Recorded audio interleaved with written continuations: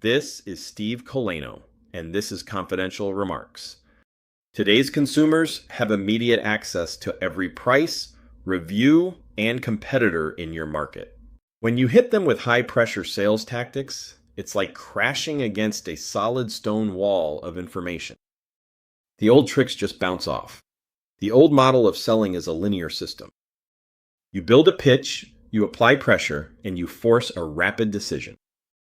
The old model prioritizes persuasion, pressure, and speed.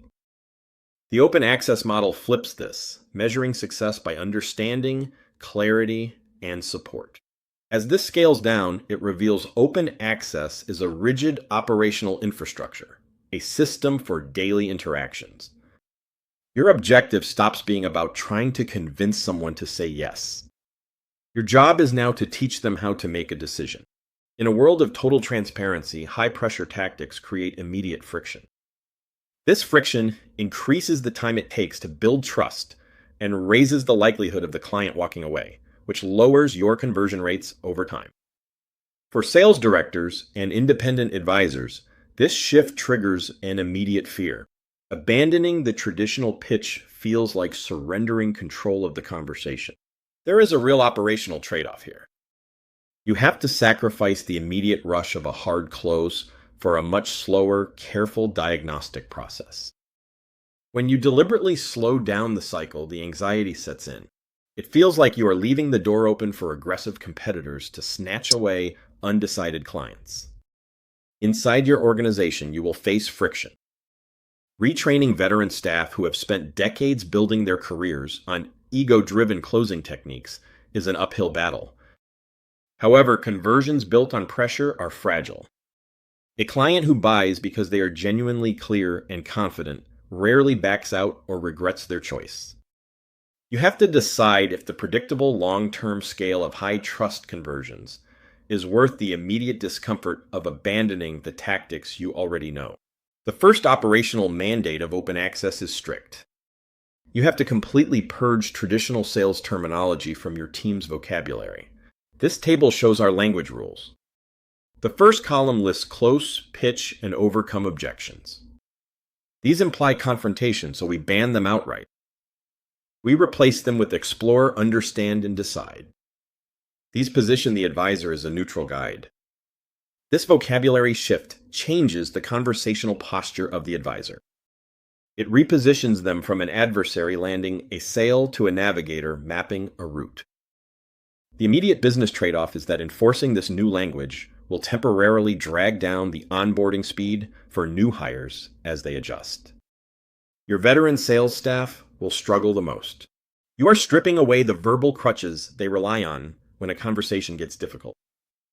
But changing how your team talks is the mandatory first step. The vocabulary you use dictates the power dynamic of the entire client relationship. Once the entire vocabulary is fixed, we replace the linear sales pitch with a structural framework called the advisory method. This flowchart maps the process. First, understand. Diagnose what matters to their life. Second, clarify. Neutrally lay out market options side by side. Third, translate. Funnel options into concrete outcomes. Finally, support. Provide a framework for them to choose without pressure. The major operational trade-off here is strict compliance. You can never skip straight to the solution. Requiring these specific sequential steps means your initial client meetings will take longer. If you rush through the understand phase just to get to the support phase, you break the entire trust infrastructure you are trying to build. Yet a longer, slower initial meeting actually accelerates the final transaction. It eliminates the hidden doubts and unanswered questions that usually stall deals at the finish line. To keep the client in control without relying on a script, you follow one conversational rule. You must always ask a question before making a declarative statement. For example, instead of telling a client the best route to take, you ask them to prioritize their constraints. You find out what matters more to them. Do they value speed? Do they value cost or value control? This framework prevents the advisor from projecting their own biases or assumptions onto the client's decision.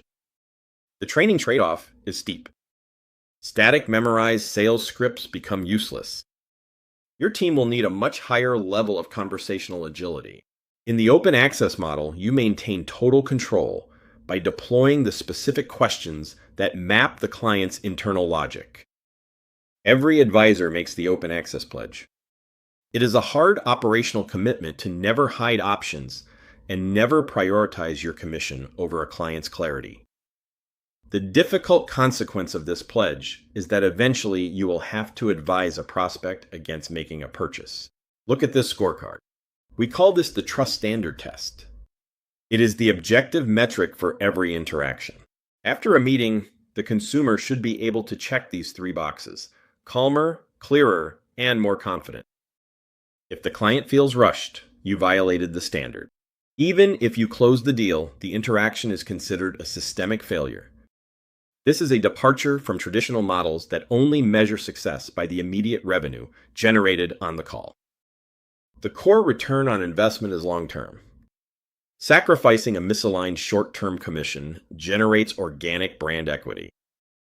You turn trust from a soft personality trait into a scalable business asset. Look at this quadrant chart.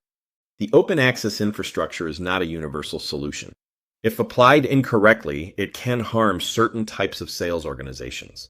The ideal adopters sit in the upper left: high-ticket service providers, agency leaders, and independent advisors. Their core growth engine relies on high relational equity and lifetime client value. You must avoid this model if you sit in the lower right. These are low-ticket, high-volume transactional businesses, where the speed of checkout is the only metric that matters. A high-volume transactional model does not have the margins or the time required to support the patience of the open access framework. Adopting open access is a strategic choice to compete on clarity and structural trust. You leave the high-volume game to competitors willing to burn their reputation for speed. This has been Confidential Remarks.